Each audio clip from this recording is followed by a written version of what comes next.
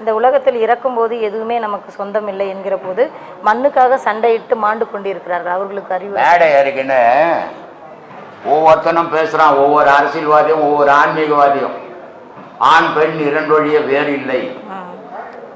வரும்போது என்ன கொண்டு வந்தோம், போகும்போது என்ன கொண்டு போக போறோம். அவன் தான் 10 லட்சம் கோடி ஊழல் பண்ணிக்கணும் பண்ணிக்கிறான். வாயில பேசுறது வேற, இயற்கையில வாழறது வேற. இயற்கையில வாழறான் பாரு அவன் ஞானி, பேசி போட்டு செயற்கையில போறான் பாரு அவன் அஞ்ஞானி. பேசுறது யாரு வேணாலும் பேசுறான், வாழ முடியாது. எல்லாரும் மேடையில பேசுறான். எல்லாம் ஆன்மீகவாதியில அரசியல்வாதி வரைக்கும். ஒரு அரசியல்வாதிக்கு ஒரு வீடு வேணும், இல்ல கூட அவன் புள்ள இருந்தா இன்னொரு வீடு வேணும். ஒரு அரசியலுக்கு 50 வீடு என்னத்துக்கு, 10,000 ஏக்கர் என்னத்துக்கு? அவன் தான் சொன்னான் வரும்பா, நான் ஒன்றும் வரல, இது மக்கள் எத்துக்குன்னு சொல்ல. இதெல்லாம் பேச நல்லா இருக்குமா, நடைமுறைக்கு வராதுமா. பொய்யான உலகம் இது. இந்த ஆசிரமம் 8 கிரவுண்டு வாங்கினேன், சாப்பாடு போட இடம் பத்தலைங்க. பத்தியா 12 மணிக்கு போட சொன்னேன், இன்னும் போட்டுன்னுக்குறாங்க. அது எத்தனை மணி ஆகும்னு தெரியல. இது ரொம்ப கஷ்டமா இருக்குது. ஒரு 80 பேருக்கு மேலே இங்கே சாப்பாடு போட முடியல, இடம் இல்லை. அங்கே போட்டால் 200 பேர் ஒரு ட்ரிப்பு போடலாம். அதனால இடம் நமக்கு அவசியம் என்ற 8 கிரவுண்டை வாங்கினேன். இந்த 80 லட்ச ரூபாய் போட்டு சாமி டைனிங் ஹாலும் சமையல் ரூமும் ஜெல்லி போட்டுக்கிறோம். இன்னும் அது முடியல, அதுக்கு இன்னொரு 20 லட்ச ரூபாய் வைக்கணும். ஆனால் இதை வாங்கினோன்னா அவங்க கேட்குறாங்க, இது யார் பேரில் எழுதணும்? நான் தானே வாங்கினேன், யார் பேரில் எழுதணும்? ஏமா நான் வாங்கின யார் பேர்லமா, நீ பணம் ஊற்றின யார் பேர்லமா? ஒன்று என் பேரில் எழுதணும், இல்லை என் பொண்டாட்டி பேரில் எழுதணும். ஏன்னா நான் செத்து போட்டு பொண்டாட்டிக்கு உபயோகமாகும். இல்லை அப்படிதான் நினைக்கணும். நான் எவ்வளோ பெரிய மடையம்மா, என்ன மாதிரி உலகத்தில் ஒரு மடையம் கூட கிடையாதுமா. இல்லை பிள்ளைங்க மேலே எழுதணும். நான் சொன்னேன் என் மேலே இருக்கக்கூடாது. என் மேலே பிள்ளைங்க வந்து எந்த சண்டை போடுவானுங்க. பொண்டாட்டி மேலே இருந்தால் பொண்டாட்டிக்கும் ஆபத்து வந்துடும். அது பிரம்மசூத்திர குழுன்னு எழுதுங்க. எத்தனை பேரால் செய்ய முடியாது? வாயில பேசுவான், நிறைய பேசுவான்.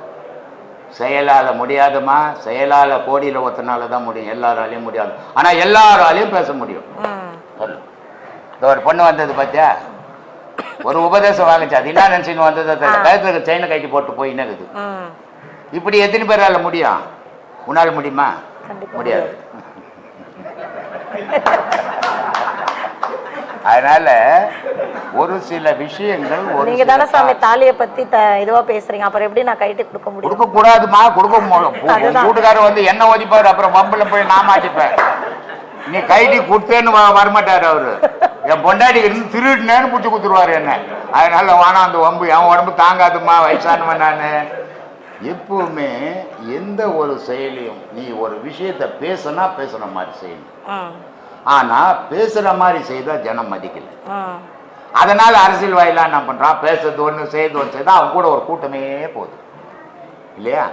ஒரு காலத்துல ஒரு பையன் ஒரு தெருவில் ஏதோ ஒரு தப்பு பண்ணிட்டான். போலீஸ் வந்து பிடிச்சும் போச்சு.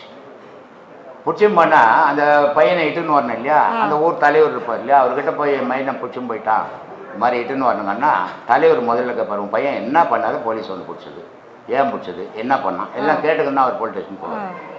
இந்த அரசியல் கட்சிங்க வந்த பிறகு என்ன ஆயிப்போச்சுன்னா, பையனை பிடிச்சும் பண்ணணும், பையனை ஸ்டேஷன் கிட்ட போகிறதுல இவர் தலைவர் அங்கே உட்காந்துக்கிற சேர் போட்டுக்கணும். அதனால போலீஸ்காரர் என்ன பண்றாரு, முன்னெல்லாம் அமீனா பூந்த ஆமை பூந்த வீடும் அமீனா பூந்த வீடும் ஒன்றுன்னு வாங்க. ஏன்னா ஆமை பூந்தா அந்த வீடு உருப்படாது. அமீனா காலை வச்சு, அமீனானா போலீஸ் போன வீடும் உருப்படாதான். அதனால போலீஸ்காரெல்லாம் வெளியே இருந்துக்குன்னு தான் கூப்பிட்டு வந்தவர், எவனும் வீட்டுக்குள்ள போட்டுறான். இப்போ அடுப்பாங்கரைக்கு போயிடுறான், அம்மா அப்பா புள்ள கிடைக்கல, அம்மா அப்பா வான்னு வரவன்னு வச்சுன்னு போய் டேக்ஸில் உட்கார வைக்கிறான். காரணம் என்ன, பேசுறது ஒன்று செய்யறது. அதனால இனி வேகமா வழி உலகம் இல்லையா, இது அப்படித்தான் போகும். இதை யாராலையும் தடுக்க முடியாதுமா, எந்த சட்டமும் தடுக்காது.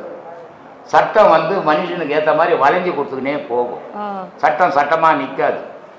அதனால இந்த மாதிரி விபரீத விளைவுகள் நடந்துக்கிட்டு தான் இருக்குமா, இதை யாரும் தடுக்க முடியாது. இப்ப ஆமை புகுந்த வீடு விளங்காதுன்னு சொல்றாங்களே சாமி, ஆமா, அதனுடைய விளக்கம் என்ன சாமி? அது வந்து 5 15 பொழுதும் இல்ல, ஒன்னா புடிச்சு வச்சுக்கோ. 5 இல்ல, இதுக்கு ஒன்னா வரல வெளியா, ஒரு தலை வரும், 2 கை வரும், 2 கால் வரும். அது வீட்டு உள்ள போனோன்னா 5 உள்ள போயிடும். 5 உள்ள போனா அதுக்கு செயல் இருக்குமா, செயல் இருக்குமா? அது மாதிரி அது பூண்ட வீட்டுல ஒரு பொருளும் இருக்காது, நல்லா குடிச்சவரா போயிடுமா. ஆனா இப்ப வந்து அந்த ஆமையை வந்து வீட்டு உள்ள வச்சு விற்கிறான், வியாபாரம் பண்ணிருக்கிறான். வாஸ்துப்படி ஆமையை துட்டா வைக்கணும். அதனால இப்ப ஆமையை வைத்து கோடி சொன்னாக்குறான். அதான் சொல்றேன், அழிவு உலகம் அப்படிலாம் இருக்குமா. இது நடராஜருக்கு வந்து திருமஞ்சனம் ஆணி திருமஞ்சனம் செய்யறாங்க இல்லைங்களா, சரிம்மா. அபிஷேகம் பண்றாங்க, அதனுடைய விளக்கம் எனக்கு ஐயரை கூப்பிடுறேன் நான் கேட்டுக்கோ. ஏன்னா நான் மந்திரம் பண்றது இல்லை. சொல்லுமா. சொல்லுங்க சாமி. எனக்கு தெரியாதுமா, அது நான் அதெல்லாம் பண்றதே கிடையாது. எந்த சாமிக்கு எந்த மந்திரமும் சொல்ல மாட்டேன். எனக்கு மந்திரம் எல்லாம் மௌனம் தான், வேற எந்த மந்திரமும் அதுக்கிட்ட செல்லாது. அதெல்லாம் காத்தோட போகுது. எப்போ ஒருத்த வாய் திறந்து ஒரு விஷயத்த சொல்றானோ அது காத்தோட கலந்துடும். ஆனா எவன் ஒருத்த மனசோட நிறுத்துறானோ அதுதான் செயலுக்கு வரும். அதனால தான் நான் சொல்றது, காலையிலேருந்து சாயந்தரம் வரைக்கும் ஐயர் மந்திரம் சொல்றாரு. ஓ சாமி கிட்டோம். எந்த சாமியாவது எந்த ஐயரோ ஞானி ஆகிக்கிறாரா இல்ல. ஏன் அவள மந்திரம் நம்ம காலையில் 5லேருந்து இருக்கிற சாமி கிட்ட எல்லாம் போய் ஒவ்வொன்று கத்தி கிடக்குறான். அது தொழில். மந்திரம்ன்றது நீ ஒரு தொழில் செய்யற மாதிரி அவர் ஒரு தொழில் செய்யறாரு. அவர் ஞானத்தை தேடி போலாங்க. அது ஒரு வேலைக்காக அதை படிச்சுட்டு அதை சொல்லிங்கிறாரு அவர். அதனால ஞானம் வராது. ஞானம்ன்றது சும்மா இருந்தால் தான் சுகம் வரும். அதனால சும்மா இருக்கணும். சும்மா இருக்கணும்னா மௌனமா இருக்கணும். அதான் ஞானம். அது வரணும்னா நான் மற்றதெல்லாம் போய் கும்பிட்றது இல்லை. எந்த கோயிலையும் போய் சாமியே அப்படின்னு கும்பிட்றது. இப்போ வந்து குழந்தை பிறக்கும்போது சிஸ்டர் இன்னும் நார்மல் டெலிவரி சொல்றாங்களா, யோனி மூலமா பிறக்குது குழந்தை அப்படின்னு. அதுக்கு எதுக்கு சாமி ரொம்ப அந்த ஜாதகம் அதுக்கெல்லாம் எதுக்கு சக்தி இருக்குது? ஜாதகமா பயன் தராது.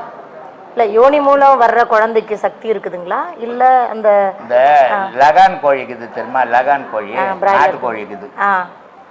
நாட்டுக்கோழி வந்து 21 நாள் பொறுத்து தான் அது குஞ்சு பொறிச்சு வெளியே வரும். இந்த லகான் கோழி ஒரு ட்ரேயில் அடிக்கிட்டு ரொட்டி கடையில் பிரெட் எடுக்கும்போது பார்த்துக்கிறியா நீ? ஒரு ட்ரே இருக்கும் அப்படி, அதில் ஒரு இது மாதிரி மத்து மாதிரி தொடர்ந்து துடுப்பு மாதிரி வச்சுருப்பான். உள்ளோண்டு ஹோல்ஸ் தான் இருக்கும் அடுப்பு. அது உள்ள நெருப்போடு கொளுத்தி அதில் எடுத்துட்டு இருப்போம். அதில் அனல் இருக்கும். அதில் அந்த ரொட்டி கடையில் விட்டுருவோம். அத்தை விட்டான்னா ஒரு அதை மூடிட்டு எடுத்துட்டோம்னா அதில் வெந்து போயிருக்கும். அது மாதிரி முட்டையெல்லாம் ஆடிக்கிட்டு ட்ரேலில் விட்டுட்டு ஒரு ஹவர் போட்டு கொய்ன்னு குஞ்சுங்க வருது. ஆனால் ஒரு சின்ன கல் எடுத்து போட்டுன்னு செத்து போட்டோம். நாட்டுக்கோழி மேலே எவ்வளோ பேர் கல் எடுத்து போட்டுனா பக்கத்து வீட்டு போய் நின்று போட்டோம். அப்போ அதுக்கு உயிர் உறுதி. இதுக்கு உயிர் மெத்தமான உயிர். மனுஷன் கடை கூட அப்படிதான். என்னுடைய பக்தர்கள் ஒரு 3 மாசத்துக்கு முன்னாடி தான் உங்க வீடியோ வந்து பார்த்தேங்க. சரிங்க. 3 மாசமா லாக்டவுனாக இருந்துச்சு. இப்போதான் அது தீர்ந்து இப்போ வந்திருக்கேன். உபதேசம் வாங்கிட்டீங்களா? வாங்கிட்டேன். ரொம்ப சந்தோஷம். இதுலேயே இந்த ஈடுபடணும்னு எனக்கு ஆசை இருக்கு. இந்த உபதேசம் வாங்கிறது பெரிய விஷயமே இல்லை. வாங்கின உபதேசத்தை பயன்படுத்திக்கிறது தான் பெரிய விஷயம். இதில் ஏதோ வந்தோம், இவ்வளோ செலவு பண்ணிக்கின்னு வந்தோம், உபதேசம் வாங்கினோம், சரி நம்மளால் முடியல அப்படின்னு விட்டுடக்கூடாது. சாப்பிட்றியோ தூங்கலையோ வேலைக்கு போகலையோ ஆனால் அன்றாடம் 1 மணி நேரம் உன்னுடைய உயிரோட உன்னுடைய நினைவு கலந்தீன்னா நீ இறைவனோட கலக்கலாம். இந்த உலகத்தில் ஒரு உருவம் உயிரோட பூமிக்கு வந்தது உயிரால காற்றால தான் வந்தது. ஒரு தாயினுடைய கர்ப்பத்தில் ஒரு குழந்தைக்கு உயிர் இல்லை செத்து போச்சுன்னு சொன்னால் அது வெளியே வராது. அப்போது ஒரு தாயினுடைய கர்ப்பத்திலேருந்து ஒரு உருவம் வெளியே வரணும்னா உயிர் ஓணும். அந்த உயிரால் தான் வச்சுக்கணும் வெண்டி வெளியே வந்து விழும். எந்த உயிரால் இந்த உலகத்துக்கு வந்தோமோ அந்த உயிரையே பிடிச்சிக்கின்னு கடவுளை போய் அடையணும். அதனால்தான் நான் உடலுக்கு உபதேசம் யோகாசனம் எதையும் சொல்லிக் கொடுக்கறதில்லை. ஏன்னா அது 1000 இடங்கள் இருக்குது, அது சொல்லிக் கொடுக்கும். நான் உயிருக்கு உபதேசங்கள் கொடுத்துன்னுக்கிறேன், உடலுக்கு உபதேசமே கிடையாது இங்கே. அந்த உயிரை எந்த உயிரால் இந்த உலகத்தில் ஜனனம் பண்ணீங்களோ அதே உயிரால் போனால் தான் இறைவன் அடைய முடியும். உடலால் இறைவன் அடைய முடியாது. அதனால் உயிருக்கு உபதேசம் கொடுத்துங்கிறேன். இதை மனசில் வச்சுக்கின்னு நீங்கள் தொடர்ச்சியாக அதில் போனீங்கன்னா உங்களுக்கு இறைவனுடைய காட்சி கிடைக்கும். நீங்கள் யாருன்னு தெரிஞ்சுப்பீங்க. உங்களுக்கு மனதடம் எந்த நிலையிலையும் சலனம் வராத மனதிடம் கிடைக்குமா. இதை பின்பற்றது தான் உங்கள் கையில் இருக்குதும்மா. கல்யாணம் வேணாம் இதிலே இருக்கலான்ட்டு ஒரு கல்யாணம் வேணான்னு சொல்லக்கூடாதும்மா. ஏன்னு சொன்னால் நீ ஒரு ஆண் பிள்ளையாக இருந்தால் நானே சொல்லுவேன் கல்யாணம் பண்ணிக்காதேன்னுடுவேன். நீ ஒரு பெண் பிள்ளை. உனக்கு உன்னுடைய தாய் தகப்பனார் குறிப்பிட்ட காலம் வரைக்கும் பாதுகாப்பாக இருப்பாங்க. ஆனால் அவங்களுக்கு முதுமை வரும்போது உனக்கு பருவம் வரும். அந்த பருவத்தில் அவங்க உனக்கு பாதுகாப்பு கொடுக்க முடியாது. அப்போது ஒரு பெண்ணுக்கு தாய் தகப்பன் குறிப்பிட்ட காலம் வரைக்கும் பாதுகாப்பு கொடுக்கலாம். ஆனால் முடிவு காலம் வரைக்கும் தாய் தகப்பனால் வர முடியாது. அதனால் கணவன் தான் வரணும். கல்யாணம் பண்ணிக்கிறதுக்கும் இதுக்கும் சம்பந்தமே கிடையாது. இது மன சம்பந்தப்பட்டது. மனசை நீ கடவுள் மேலே செலுத்திட்டு கணவனுக்கு உன் உடலை கொடுக்க போற, இவ்வளவுதான் வித்தியாசம், வேற ஒன்றையும் கிடையாது இதுல. அதனால நீ மனசை திடப்படுத்திக்க முதல்ல கல்யாணத்துக்கு முன்னாடியாவே. அப்போ சீரா நீ கல்யாணம் பண்ணிக்கினாலும் நல்ல குழந்தை குட்டிகளோட சீரும் சிறப்பமா வாழு, இறைவனாண்ட போகணுன்ற நினைவோட வாழ்க்கையை நடக்கும். அந்த வாழ்க்கை உனக்கு பயன் தரும். ரொம்ப நன்றி. நன்றி. முகமூடி இல்லாண்டுப்பா. ஆத்மா வணக்கம். சொல்லுப்பா. நம்ம வந்து இப்போ சரியா சப்போஸ் நம்ம வரோம், இப்போ இன்னைக்கு இங்கே வந்திருக்கிறோம், ரொம்ப நாளாக நம்ம டிவியில் பார்த்துட்டு ஐயா பார்த்துட்டு இன்னைக்கு ஐயா கிட்ட தீட்சை எடுத்துக்கணும். அதே போல் நம்ம குடும்பத்தில் இருக்கிறவங்களையும் நம்ம கூப்பிடுறோம், அவங்க கொஞ்சம் வர்றதுக்கு யோசனை பண்ணுறாங்க. அதுக்கு நம்ம என்ன பண்ணணும்? ஒன்றுமே பண்ணக்கூடாது, அவங்கள விட்டுடணும். ஏன்னா ஒரு கல்யாணம் ஆகல பையனுக்கு கல்யாணம் பண்ணிக்க மாட்டேன்றான், கட்டாயப்படுத்தி கல்யாணம் பண்ணலாம். ஒரு வேலைக்கு ஒரு பொண்ணு சாப்பிட மாட்டேங்குது, அதை கொம்பேத்து வச்சு அடித்து சாப்பிட வைக்கலாம். கடவுள் வழிபாடு யாரும் கட்டாயப்படுத்தி கும்பிடவே முடியாது. சும்மா ஒப்புக்கொண்டா அதில் இருக்கலாம். அவங்க மனம் விரும்பினால் மட்டும்தான் அந்த கடவுள் வழிபாடில் போகும். உங்களுக்கு நல்லதுன்னு இப்போ தெரிஞ்சது இவ்வளோ வயசு பொறுத்து இல்லையா? நீங்கள் வந்துட்டீங்க. இதே மாதிரி அவங்களுக்கு போக போக அனுபவம் வரும்போது அவங்களும் ஒரு நாள் வருவாங்க. அதனால அவங்கள பற்றி கவலைப்படாதீங்க, நீங்கள் நல்ல வழியை தேடி பயணம். உயிர் பயணம் இப்போ ஆரம்பிச்சிட்டோங்க ஐயா. ரொம்ப நல்ல நாள், அதுவும் இன்னைக்கு உயிர் பயணம் ஆரம்பிச்சிட்டோம். ரொம்ப சந்தோஷம். உயிர் பயணத்தை தொடர்ந்து நீங்கள் செய்யுங்க. உங்களை பார்த்து அவங்க தானாகவே வருவாங்க. நம்ம குடும்பத்தில் இருக்கிறவங்க, உறவினர்கள், நம்ம நட்பு எல்லாரையும் அந்த உயிர் பயணத்துக்கு தொடரணும். அது நீங்கள் சொல்லி வரமாட்டாங்க, அவங்களாம் வருவாங்க. வர காலம் வரைக்கும் நம்ம காத்திருக்கலாம். சரிங்க. ஓகே. அப்புறம் நம்ம மரணம் தருவாய் நம்ம எண்ணங்கள்லாம் எப்படி இருக்கும்ட்டு அதனால தான் சொல்றது, இந்த சாகும்போது முன்னெல்லாம் ஒருத்தர் செத்து போறாங்கன்னு தெரியும், அவனை எது பாடினாலும் அவனை பிழைக்க வைக்க முடியாது. செத்து போவாங்கன்னு தெரிஞ்சிருந்து பக்கத்தில் ஒரு ஆளை உட்கார வச்சு ராமாயணம் படிக்க சொல்லுவாங்க. அதே நேரத்தில் சில இடத்துல மகாபாரதம் படிக்க சொல்லுவாங்க. மகாபாரதம் படிக்கிறதாலேயோ ராமாயணம் படிக்கிறதாலேயோ உயிர் வந்துடாது, ஆனால் அவன் நினைவு அதில் வந்துடும் இல்லையா? அதுக்காக படிக்க சொன்னாங்க. இது நீ படிக்கிற படிப்பு செத்து போகும்போது எல்லாத்தையும் மறந்துட்டு உன் உயிர் மேலே வந்துடும் நினைப்பு. அந்த பிறவியில் மனிதனா பிறப்பு. ஜீவசமாதி அது உனக்கு எதுக்கு இந்த வீண் வேலை? இது ஜீவ சமாதி எல்லாம் இப்ப பண்ண முடியாது. போலீஸ்காரன் உள்ள பிடிச்சி போய் உள்ள உட்காந்து பிடிச்சி போய் போட்டுருவான். பண்ண உடனே கூண்டோட தள்ளி போடுவான். அதெல்லாம் பண்ண முடியாது. நான் கூட இப்போ சமாதி கட்டி வச்சுட்டு உட்காந்து எப்போ சாவேன்ட்டு உட்காந்துங்கிறேன். செத்து போனால் தான் போட முடியும், உயிராந்து போட்டால் எல்லாரும் உள்ள போய் தள்ளி போடுவான். அதனால இன்னும் 1ஆம் கிளாஸே படிக்கல, நீ டீச்சர் ஆகணும்னு ஆசைப்படாத. இதுதான் அல்ப ஆசைன்றது.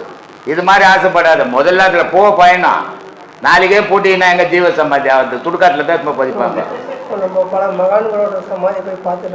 எந்த மகான் சமாதியை பார்த்து உனக்கு ஒரு பயணம் இல்லை. நீ சமாதி ஆகிற நிலைக்கு வா. பக்கத்து வீட்டுக்காரன் பணக்காரனா இருந்தால் உனக்கு ஒன்றும் கிடையாது, ஆனால் நீ பணக்காரனா தான் உனக்கு வசதி. அது மாதிரி நீ மகான் ஆகிறதுக்கு முயற்சி பண்ண. இன்னொரு மகான் சமாதி போதால உனக்கு ஒரு புண்ணியமும் இல்லை. போ. நன்றிப்பா.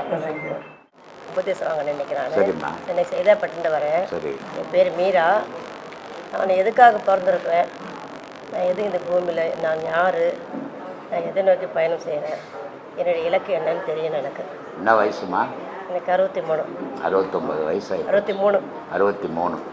23ல் வந்திருந்தீங்கன்னா நீ யாரு, நீ எதுக்காக பிறந்தன்னு தெரிஞ்சுக்கின்னு இருக்கலாம். ஆனால் 63ல் தெரிஞ்சுக்கிறது கஷ்டம். 63ல் உன் யாரு, நீ எதுக்காக பிறந்தன்னு தெரிஞ்சுக்கிறத விட உன் நினைவுகளை உயிரோடு கலந்துடு. அதோட கலந்துட்டீங்கன்னா அடுத்த பிறப்பு பிறந்த உடனே நீ அதிலேயே வந்துடுவ. அதனால இந்த உபதேசம் இப்போ மனுஷனுக்கு ஒரு மனிதன் பிறந்து வாழ்ந்து இறந்தான்னா அவன் கூட வர்றது பாவமும் புண்ணியம்னா வேற எதுவும் வராது. கணவன் வரமாட்டான், மனைவி வரமாட்டான், பிள்ளைங்க வராது, சொத்து சுகம் வராது. அவன் செய்த பாவ புண்ணியம் மட்டும்தான் வரும். ஆனால் இதில் வந்தவனுக்கு பாவங்கள் அழிஞ்சு புண்ணியமும் ஞானமும் தான் கூட வரும். அதனால இந்த உடலை மறந்துடுங்க, உயிரை நினைங்க, அந்த உயிரோட பாடத்தை பண்ணுங்க. உங்க நினைவு 10 வாட்டி பிறந்தாலும் மனிதனாவே பிறப்பீங்க. இந்த உடல் மேல நினைவு வந்தால் அது அழிய போற பொருள். அது அழியும் போது உடல் நாயா பிறக்கும், கோழியா பிறக்கும், மாடா பிறக்கும். ஆனால் மனுஷனா பிறக்கிறதுக்கு இன்னைக்கு இருக்கிற குறை வயசுல தேடிக்குங்க. அதான் உங்களுக்கு நல்லது. ஓகே, நன்றி. குழந்தை வந்து தலை வலியா வருதும் கால் வலியா வருதுன்னு சொல்றாங்கல்ல சாமி. அது அவங்கவுங்க செயலை பொறுத்துக்குதுமா. அது அவங்கவுங்க செயலை பொறுத்துக்குது. அம்மா சும்மா இருக்க மாட்டா. அம்மா சும்மா இருந்தாலும் அப்பன் சும்மா இருக்க மாட்டான். பொம்பளைய சும்மா உட்காந்துங்கிற பொம்பளை இழுத்து போட்டு 4 அடி அடிப்பான். இப்படி அப்படி பரட்டும் போது அது பரண்டு போடும். இதெல்லாமா ஞானத்துக்கு தேவை. நம்ம பேசிட்டு இருக்கணும். டாக்டர் கிட்ட ஆஸ்பத்திரியில நர்ஸ் பேச வேண்டியது. இதை வச்சுதான் ஜாதகமே எழுதுறாங்க. ஜாதகம் நான் பாக்கிறதே கிடையாதும்மா. நீங்க பாக்கல. ஆனா இப்போ பொண்ணு வீட்டு பையன் வீட்டுல எல்லாம் கொடுக்கும்போது அது அவங்க பாக்கட்டும். நமக்கு வேணாம் அந்த வேலை. நம்ம எதை வச்சு இப்ப ஒரு பொண்ணு இப்ப ஜாதகம் பார்த்து எத்தனை பொண்ணு எல்லாம் கோர்ட்ல நிக்குது. என்ன பண்றது? ஜாதகாரனை பிடிச்சி போய் தண்டனை கொடுத்துருவானா? இப்ப இந்த காலத்துல ஜாதகமே பார்க்க வேண்டாம்னு சொல்றீங்க. மனசு ஒத்து போகணுமா? எந்த ஜாதகமும் ஒத்து வராது. தாய் தப்பம் ஒத்து பண்ணணும். மனசு எனக்கு ஒத்து போச்சுங்க, எனக்கு வாலிபம் வந்துச்சு இட்டுன்னு போயிட்டேன்னா நாளைக்கு வச்சு தட்டும் போது அம்மா வரமாட்டான், அப்பா வரமாட்டான். அப்பா அம்மா பார்த்து 2 வீட்டுக்கார் சேர்ந்து கல்யாணம் பண்ணா நாளைக்கு ஒரு கஷ்டம் ஒரு பிரச்சனை வந்தா 4 பேரும் வந்து நிற்பான். இல்லைன்னா திக்கு இல்லாத அனாதே சுத்துவேன் ரோட்ல. இன்னைக்கு அப்புறம் போய் வீட்டாண்டு போய் உட்காந்து நான் ஒன்னாவதுங்கிறேன்னா ஒரு ஒன்னாவது செல்லுபடி ஆகுது. சொல்லு. அவ்வளவுதான் இறகட்டு. 30 வயசுல எங்க இருந்து வரீங்க? மேடவாக்கம். தாமரை மேடவாக்கமா? 30 வயதுல கோயில் வழிபாட விட்டுருந்தா ஒரு நாள் உபதேசம் அப்படின்னு சொன்னீங்க. 30 வயதுல கோயில் வழிபாட விட்டுருந்தா ஒரு நாள் உபதேசம் அப்படின்னு சொன்னீங்க. வர சொல்லி நான் 31 வயதுல வந்திருக்கேன். சரி, பரவாயில்ல, ஒன்றும் தப்பு இல்லையா? அதனால தான் அதை சொல்றது ஒன்றும் தப்பு இல்லை. எப்பவுமே வயசு அப்படின்றது உடலுக்கு தான். உள்ளே இருக்கிற உயிருக்கு வயசு இருக்குதா? ஆன்மாவுக்கு வயசு இருக்குதா? அதுக்கு வயசே கிடையாது. இது வரைக்கும் உலகத்தில் அதுக்கு யாருமே வயசு வச்சதில்லை. அதுக்கு வயசை வச்சுதான் கடவுளுக்கு வயசை வச்சுருவோம். அதனால் அதுக்கு வயசு இல்லை, உடலுக்கு தானே வயசு. இது இளமையும் முதுமையும் சேர்ந்ததான் உடல். ஆனால் உயிருக்கு இளமையும் கிடையாது முதுமையும் கிடையாது. அதனால் அதுக்கு வயசே கிடையாது. அதனால் எப்போ ஒன்றாலும் நம்மளுடைய மனம் விரும்பிச்சுன்னு சொன்னால் அதை பாதையில் பயணம் பண்ணுறது தவறு இல்லை. ஏன்னா மனம் பல விஷயங்களை விரும்பும். ஆனால் அதை நல்ல விஷயத்துக்கு கொண்டு வர்றது தான் கஷ்டம். ஆனால் அந்த தெய்வ வழியில் கொண்டு வர்றதுக்கு வயசே தேவையில்லைம்மா. எல்லாரும் வரலாம் அந்த பாதையில். இதில் வர்றது பெரிய விஷயம் இல்லை. எல்லாரும் வராங்க, ஆயிரக்கணக்கான லேடிஸ் வர்றாங்க, லட்சக்கணக்கான ஆம்பளைங்க வர்றாங்க. ஆனால் அதை கடைசி வரைக்கும் கடைபிடிக்க மாட்டேன்றாங்க. ஒரு பாடம் 2 பாடம் வாங்கிட்டு அதோட யாரை கட்டின்னு போயிடுறாங்க. அந்த மாதிரி போகும்போது அது ஒரு முழுமை பெற முடியாது. இப்போ ஒரு வீடு கட்ட போகிறீங்க, ஒரு கடைக்கால் போடுறீங்க முதல்ல, அதுக்கப்புறமா ஒரு லெண்டில் மட்டும் கட்டுறீங்க. கடைக்கால் மட்டும் போட்டு விட்டுட்டு நான் வீடு கட்டிட்டுங்கன்னு சொல்ல முடியுமா? இன்றைக்கி ஆன்மீகம் அப்படி தான் போயின்னு இருக்குது. என்ன பேஸ் போட்டு விட்டுட்டு நான் பெரிய ஆன்மீகவாதின்னு முழுமை பெறதே கிடையாது. ஆனால் ஒரு குரு கிட்ட போனால் முழுமையான உபதேசங்களை வாங்கி நம்ம முழுமை பெறும்போது தான் முழுமையான சீடராக மாற முடியும். அப்போ தான் நீ நாளைக்கு மற்றவங்களுக்கு சொல்ல முடியும். அதனால் அந்த மாதிரி முழுமையான உபதேசம் வாங்குங்க. இதுக்கு வயசே தேவையில்லை, மனசு தான் வேணும். மனசு சரியாக இருந்ததுன்னா எந்த வயசுலையும் எதையும் சாதிக்க முடியும். ஆனால் மனசு பலவீனமாக இருந்ததுன்னா சின்ன வயசுலேயே கூட எதையும் சாதிக்க முடியாது. அதனால் மனம்தாம்மா அதுக்கு முக்கியமான பொருள். உலக வாழ்க்கைக்கு மனம், இறைவன் அடையிறதுக்கும் மனம்தான் தேவை. வெளியே பார்க்கும்போது உலகமாக தெரியுது, உள்ளே பார்க்கும்போது இறைவனாக தெரியுது. இந்த மாற்றங்கள் தான் வித்தியாசமாக தவிர, ஆனால் ரெண்டுக்கும் தேவைப்படுறது மனசு தான். அந்த மனசை சீர் பண்ணுங்க, எல்லாருக்கும் உண்டு அந்த அருள். இறைவனுடைய அருள் எல்லாருக்கும் உண்டு. இறைவன்கிட்ட வேற்றுமையே கிடையாது. மனுஷனுடைய மனசில் தான் வேற்றுமை. சொல்லுமா? என் முதல் உபதேசம் மட்டும் நீ வந்தா போதும் அப்படின்னு ஒரு நாள் சொன்னீங்க. அதனாலதான் இல்லம்மா, முதல் உபதேசம் மட்டும் வந்தா போதும் நான் யாருக்கிட்டுமே சொல்ல மாட்டேன். சொல்லல. இல்ல 30 வயதுல ஆன்மீக வழிபாடு விட்டுருந்தா யாரா இருந்தாலும் நீங்க பரவாயில்ல, ஒரே ஒரு நாள் மட்டும் இங்க வந்தா போதும். இல்லையே, அப்படி நான் பேசி இருக்க மாட்டேனே. ஒரு வீடியோல வந்தது, அதனால அது மாதிரி சொல்ல மாட்டேனே. ஒரு உபதேசம் கொடுத்துட்டா எல்லாரும் உபதேசம் கொடுத்து ஆசிரமத்தை எடுத்து முடிச்சுக்கலாமே. அதனால அப்படிலாம் இல்லை, 18 உபதேசம் வாங்கணும். அப்போதான் நீ முழு நிலைக்கு வர முடியும். ஆனால் இது 18 உபதேசம் வாங்குறது அது அவங்கவுங்க குடும்ப சூழ்நிலையை பொறுத்து இருக்குது. ஏன்னா ஜென்ஸுங்க எங்கன்னா போனோன்னா பொண்டாட்டிக்கிட்ட சொல்லாத கூட அப்போ ஒரு இடத்துக்கு போயிட்டு வரேன்னு கிளம்பி வந்துடுவாங்க இல்லையா? ஆனால் அவங்களே வர பயப்படுறாங்க. பொண்டாட்டி கேட்டுக்குன்னு தான் வராங்க சில பேர்.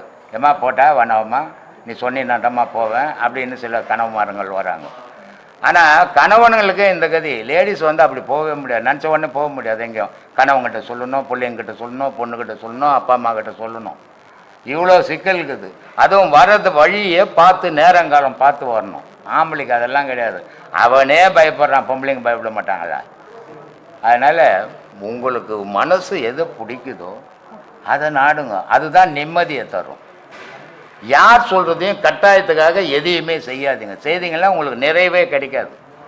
அது நான் சொன்னாலும் சரி, கடவுளே வந்து சொன்னாலும் சரி, உங்கள் மனசுக்கு எது சரின்னு பார்த்தோ அதை செய்யுங்க.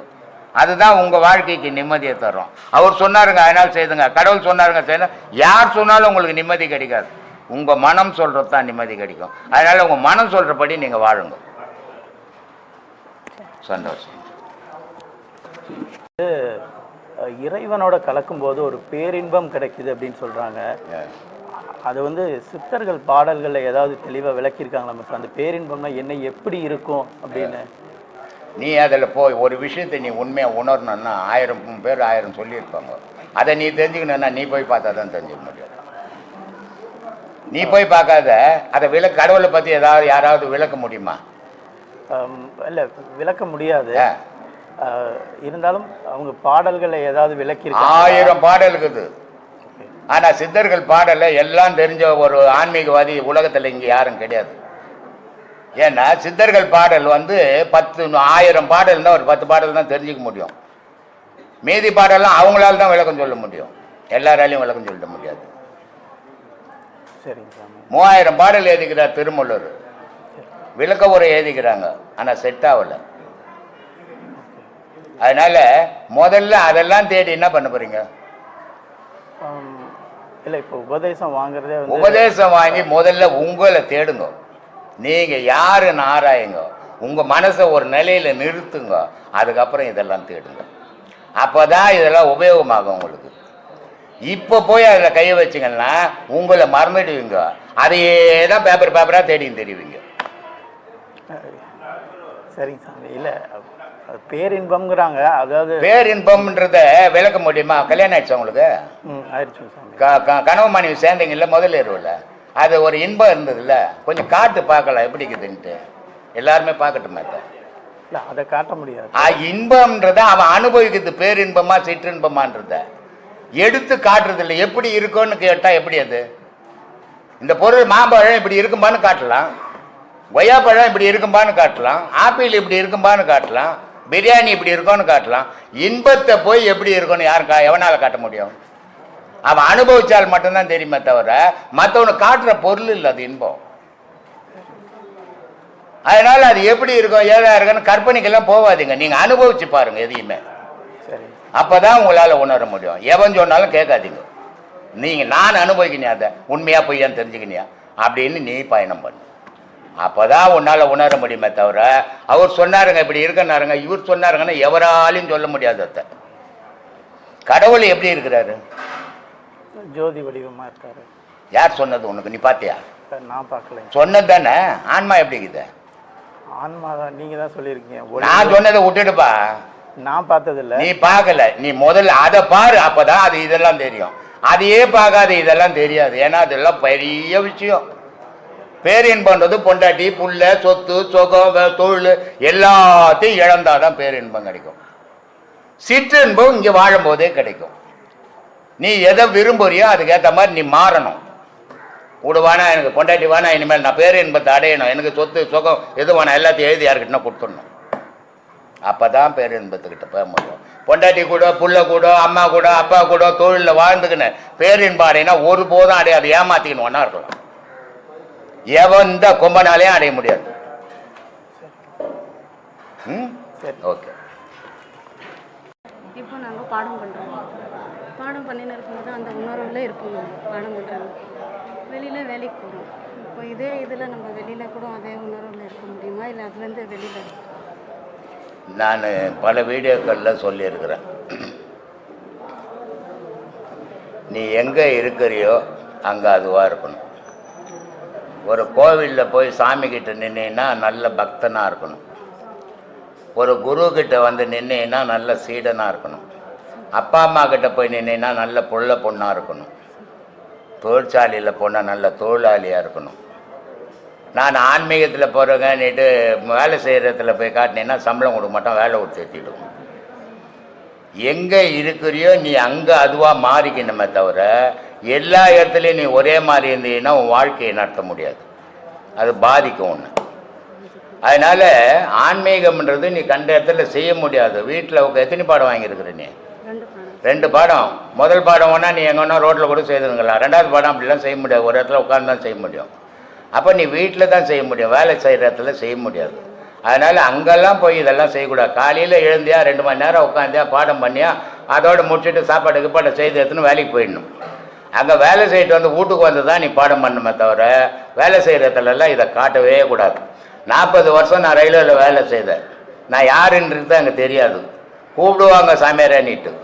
ஆனால் அங்கே இது வரைக்கும் நான் எதை பற்றியும் பேசுனதே கிடையாது அங்கே. ஏன்னா இந்த ஒரு பழமொழிக்கு தெரியுமா, இரும்பு அடிக்கிற இடத்துல ஈக்கு என்ன வேலைன்ட்டு. அந்த மாதிரி அது இரும்பு அடிக்கிற இடம். அங்கே போய் அங்கே ஆன்மீகத்துக்கு வேலையே கிடையாது. அதனால் நம்ம எங்கே இருக்கிறோமோ அங்கே நம்ம அதுவாக இருந்தோம்னா நம்மளை பாதிக்காது. ஆனால் எல்லாத்துலேயும் நம்ம ஒரே மாதிரி இருக்கணும்னா பாதிப்பு வரும். அதனால் அந்த மாதிரிலாம் பண்ணாதுங்க. பாடம்ன்றது தெய்வீகம்ன்றது மன அமைதியோடு செய்கிற விஷயம். நீ வேலை செய்கிற இடத்துல நான் அலைச்சலில் போய் அதெல்லாம் செய்யவும் முடியாது, சும்மா கற்பனை அது. அதனால் வீட்டில் உட்காந்து செய்யுங்க. வேலைக்கு போனீங்களா அங்கே வேலை மட்டும் பாருங்கள், வீட்டுக்கு வந்துட்டு தெய்வீகத்தை பாருங்கள். அது மாதிரி செய்தீங்கன்னா உங்களுக்கு பாதிப்பு வராது. இப்போ இன்னொன்றுப்பா, இப்போ நாங்கள் அசைவம் சாப்பிட்றதில்ல. இப்போ வீட்டில் பசங்க சாப்பிட்றாங்க, அவங்க சாப்பிட்டும் போட்டுமே, அது வீட்டில் சமைக்கல. அதனால் உனக்கு ஒன்றும் இல்லைம்மா, நீ சாப்பிடாது அவ்வளோதான். சமைச்சு கொடுக்கலாம், சமைச்சு கொடு. வீட்டில் இப்போ வீட்டுக்காரு டெய்லி 1 கிலோ கறி சாப்பிடுவார். பொண்டாட்டி உபதேசம் வாங்கி நான் சுத்தமாக இருக்கணும்னு சொல்லும். அவர் வெள்ளிக்கிழமை கூட சாப்பிடுவார். செய்து கொடுக்கலாம், அடி தட்டில் தான் ஆகும். அவருக்கு ஆக்கி போட்டுட்டு நீ பாட்டு போய் பாடத்தில் உட்காந்துரு. நீ ஏன் அதை நினைக்கிற? அது நம்ம அது சாப்பாட்டுலாம் கலந்துக்குமே அப்படின்னு. ஒன்றும் கலக்காது. அது எப்படி கலந்துக்க? நீ அதுலேருந்து 4 அள்ளி போட்டுக்கினீன்னா கலந்துடும்.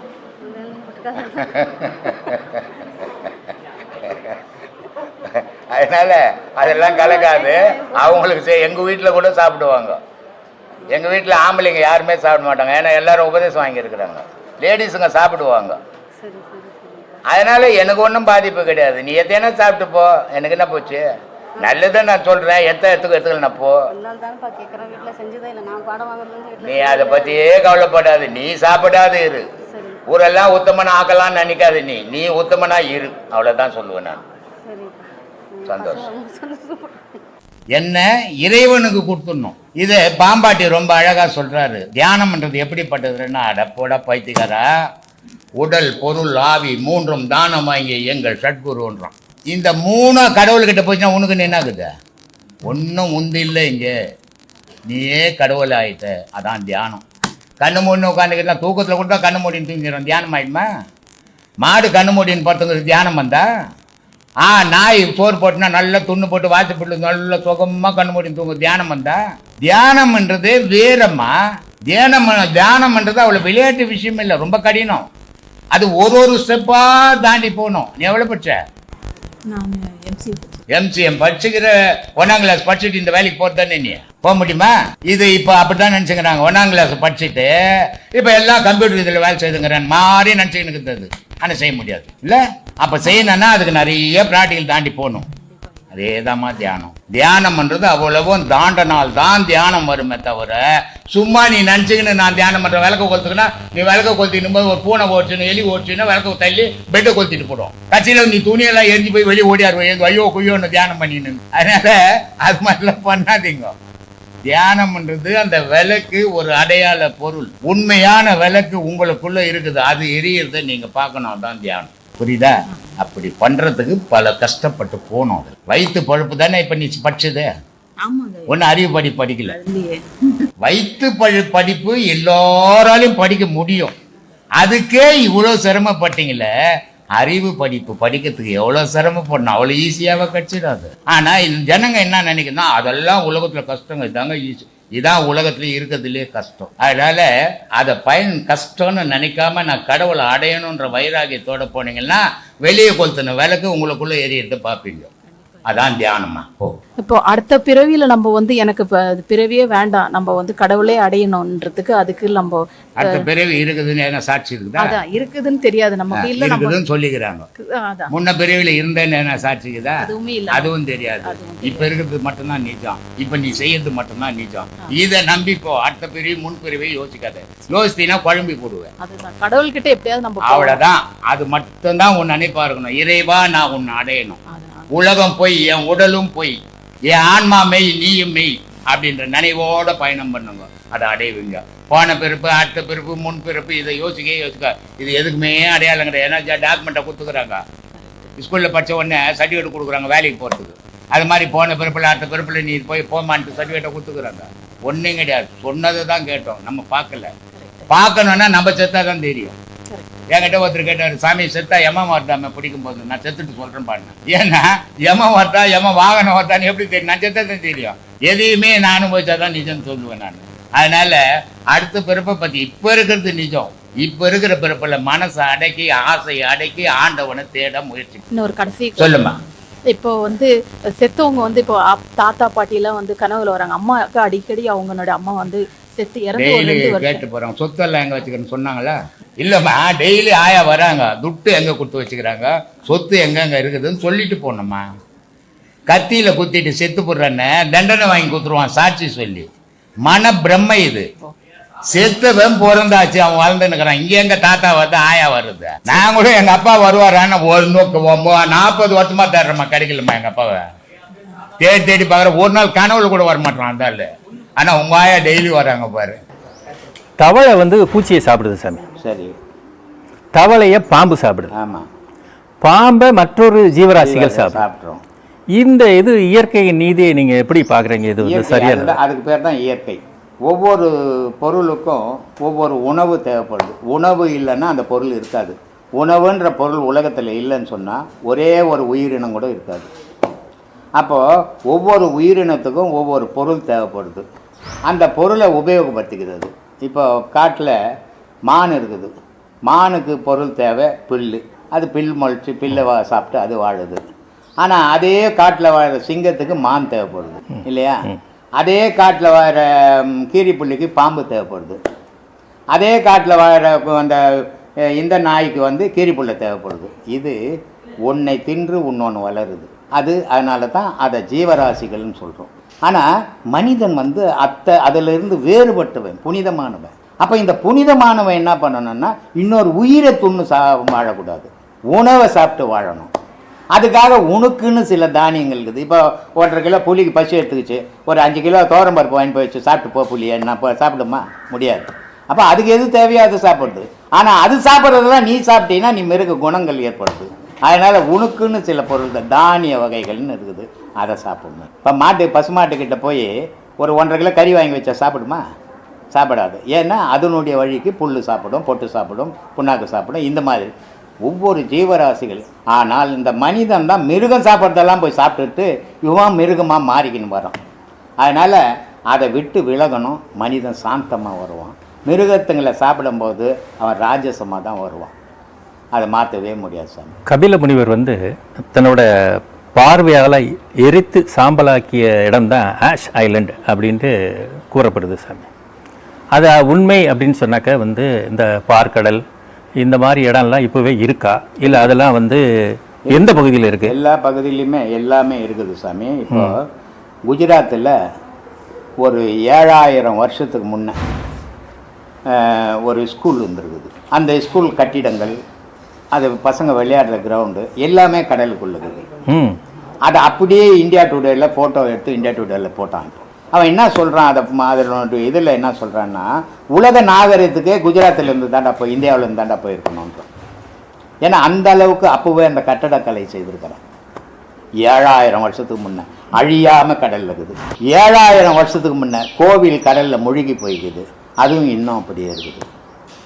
அதே மாதிரி இந்த கிருஷ்ணனுடைய இதுவும் கடலில் முழுகி போயிருக்குது. ஏன்னா சாபங்கள் வந்து அப்போ சபித்த சாபங்கள் சாதாரண மனிதன் இப்போ சபிக்கிறது இல்லை. அன்னைக்கு காந்தாரி சபிக்கிறா கிருஷ்ணனை, நீ கடவுளாக இருந்தாயிடுறா, உன்னுடைய வம்சமே அழிஞ்சு போயிடும்டான்னா, யாதவ வம்சமே அழிஞ்சு போயிடும், உன்னுடைய இதுவே இருக்காதான்னா. அதே மாதிரி அது கடல் மூழ்கிடுச்சு. அது மாதிரி அந்நிய வார்த்தைகள் அந்நிய சக்திகள் வேறு. இன்னிய மனிதனுக்கு அந்த சக்தி கிடையாது. ஏன்னா மனிதன் தனக்குள்ள சக்தியை வளர்த்து ஆகும். இப்போ மனிதன் சக்தியை உலகத்தில் விட்டுக்கின்னுக்கிறான். அதனால் இவன் சக்தியற்ற மனுஷனாகிறான். இவன் எது சொன்னாலும் நடக்கிறது இல்லை, அவன் சொன்னால் நடந்துடும். அதனால தான் நான் ஒரு வீடியோவில் சொல்லியிருப்பேன், ஒரு ஞானி ஒருத்தனை கெடுக்கணும் அப்படின்னா அவன் போய் கண்ட பொருள் வாங்கி வந்து பூஜை புனஸ்காரங்கள் பண்ண வேண்டியதே இல்லை. அவன் கண்ணும் மனமும் சேர்ந்து அழிச்சிடும். அதே நேரத்தில் ஒருத்தனை வாழ வைக்கணும் அப்படின்னா அவன் கண்ணும் மனமும் சேர்ந்தால் வாழ வச்சிடான்.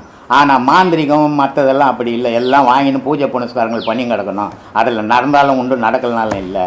ஆனால் ஞானிக்கு அது இல்லை. அவன் கண்ணும் மனசையும் ஒன்று சேர்த்தான்னா காலி எதுவாக இருந்தாலும். அவன் கண்ணும் மனசையும் நல்லா இருந்ததுன்னா எது சேர்த்தாலும் வளர்ந்துடும் அப்படின்றது. அந்த மாதிரி இருந்தவங்க காலம். காரணம் என்ன, அவனுடைய பிராண சக்தியை உள்ளடக்கி இருந்தாங்க.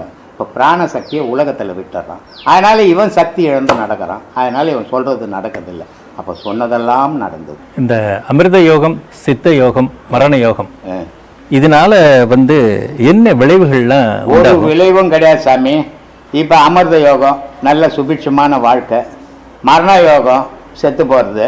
இப்போ கொரோனாஸ் வந்தது, எந்த யோகம் இதுக்கு? எந்த யோகம்னு சொல்கிறது? மொத்த பேரை கூட்டம் கூட்டமாக செத்து போட்டானே, இது எந்த யோகத்தில் சேர்க்கறது? அதனால் இதெல்லாம் மகான்கள் எழுதலாம் ஒரு காலத்தில். இவை இவ்வளோ இப்போ சொன்னேன் இல்லை நான், இந்த மூச்சு சரியாக ஓட்டியிருந்தா 100 வயசு வரைக்கும் வாழ்வான்ட்டு. அது மாதிரி அவங்க கணிச்சு இவனுடைய பேச்சு, இவனுடைய செயல், இவனுடைய நடத்தை, வேகம், இதையெல்லாம் பார்த்து அவங்க சொன்னாங்க, இது வரைக்கும் நீ வாழ்வ, இதுக்கப்புறம் உனக்கு மரண யோகம், உனக்கு மரணம் வந்துடும், உன்னால் வாழ முடியாது இந்த உலகத்தில் அப்படின்லாம் கரெக்டாக எழுதி கொடுத்தாங்க. ஆனால் காசு பணம் கிடையாது. ஞானிகள் அவங்க இந்த தொழிலில் போய் காலேஜில் படிச்சுட்டு வந்தவங்க இல்லை, அனுபவிச்சவங்க. ஆனால் இப்போ இருக்கிறவங்க சாஸ்திரத்தை படிச்சுட்டு வந்தவங்க, தொழில் செய்கிறவங்க. இவங்க அவ்வளோ அக்யூரேட்டாக சொல்ல முடியாது. அதனால் இதையெல்லாம் இந்த காலத்துக்கு ஒப்பாது. எவ்வளோ காலம் நீ வாழ போறியா அவ்வளோ காலம் வாழற. இப்போ ஒரு இது எழுதி கொடுக்குறாங்க, ஒரு முகூர்த்தம் 10 பொருத்தம், 9 பொருத்தம், 10 பொருத்தம், 9 பொருத்தம் நல்லா இருக்குது. இவருக்கு 10 பொருத்தமும் நல்லா இருக்குது. இப்போ இவங்க 2 பேரும் சேர்ந்தால் 100 வயசு வாழ்வாங்க. தாலி கட்டின 3ஆம் நாள் செத்து போகிறேன்னு என்ன பண்ணுறது? அதனால் விதி மட்டும்தான் சாமி முடிவு பண்ணும். மீதி வாழ்க்கையை யாராலையும் முடிவு பண்ண முடியாது. ஒருத்தன் சும்மா கத்தியில் டவுலூண்டு பட்டு போகுது, செத்து போயிடுறான். ஒருத்தனுக்கு வயிறே கீழ்ச்சி குடலே கொட்டி போகுது, துணியில் எடுத்து கட்டி போய் பொழிச்சிக்கிறான். இங்கே எது அவனை காப்பாத்துச்சு? விதி தான் சாமி முடிவு. பஸ்ஸில் மாட்டிக்கின்னு கை காலெல்லாம் முறிஞ்சு போகுது, ஆனால் பொழிச்சிக்கிறான். பஸ்ஸு சும்மா தொடுது, செத்து போகிறான். அப்போ இங்கே எது முடிவு பண்ணுது? விதி மட்டும்தான் மனுஷனுக்கு வாழ்க்கைக்கு முடிவை தவிர மற்றதெல்லாம் விளையாடுறது இடையில மதி. அப்போ விதியும் மதியும் சேர்ந்தது வாழ்க்கை. அது எது வரைக்கும் ஓடுதோ ஓடிடுமே தவிர இந்த நிர்ணயத்தை யாராலையும் சொல்ல முடியாது. என்கிட்ட தூத்துக்குடியிலேருந்து ஒரு ஜோசியர் ஃபோன் பண்ணார், அழுதுக்குன்னே ஃபோன் பண்ணார். கொஞ்சம் வயசானவர், ஒரு 65 வயசு. சாமி, நான் கூட ஜோசியர் சாமி, ஆனால் நான் ரொம்ப காசு பணம்லாம் வாங்கிறதில்ல, அளவோடு தான் வாங்குகிறேன் அப்படின்னா. ரொம்ப சந்தோஷம்பா, என்ன விஷயம் ஃபோன் பண்ணேன் அப்படின்னா, இது மாதிரி உங்களுடைய வீடியோக்குள்ளே பார்த்தேன் சாமி, இதை மாதிரி இது வரைக்கும் யாருமே இந்த உண்மையை பேசலை, ஆனால் இது நீங்கள் சொன்னது உண்மை சாமி, எங்களுக்கு இது தொழில் அப்படின்ற. அப்போது இது மாற்றவே முடியாது மனிதன்கிட்டேருந்து. மனிதனுடைய வாழ்வு எதற்குள்ளே நிற்குதுறான்னா விதியிலையும் மதியிலையும் தான் அவன் வாழ்க்கை முடிவு. அதை மீறி இந்த ஜோசியம், சாதகம், சாத்திரம் இதெல்லாம் செல்லுபடி ஆகாது. அது உன்னுடைய விதியை கணிச்சு சொன்ன காலங்கள் உண்டு. ஆனால் இன்னைக்கு அப்படிப்பட்ட ஆள்கள் கிடையாது. அதனால அன்னைக்கு சாஸ்திரம் நிஜம், இன்னைக்கு சாஸ்திரம் போய். ஏன்னா அன்னைக்கு சாஸ்திரத்தில் நீ போய் பார்த்தீங்கன்னா, நீ சாக போகிற கல்யாணம் ஆன உடனே அப்படின்னா அவன் கரெக்டாக எழுதி கொடுத்துருவான். நீ கல்யாணம் தாலி கட்டின உடனே செத்து போயிடுவப்பா அப்படின்னு எழுதி கொடுத்துருவான். இப்போ எழுதி கொடுக்க முடியுமா? எழுதி கொடுத்தான் சாஸ்திரக்காரர் இருப்பானா? அடிச்சே கொண்டுடுவாங்க. அதனால் இவன் என்ன பண்ண, எப்படின்னா போட்டுமா நமக்கு துட்டு வந்தது, அதை கணிச்சு சொல்லிடுறான். அது அவன் தொழில். அது தவறுன்னு நம்ம சொல்ல முடியாது. நம்பிக்கை தான் ஜனம் போகுது. இதை தவறுன்னு யார் எடுத்துக்கு நின்றுக்கிறான் சொல்லு? எல்லா மதத்துக்காரன் இன்னைக்கு ஜோசியம் பார்த்துங்கிறாங்க தெரியுமா? இந்து மதத்தில் பகிரங்கமாக பார்க்குறாங்க, மற்ற மதத்தில் மறைப்பாக பார்க்குறாங்க. இவ்வளோ தான் வித்தியாசம். இதில் அதிகமாக முஸ்லீம்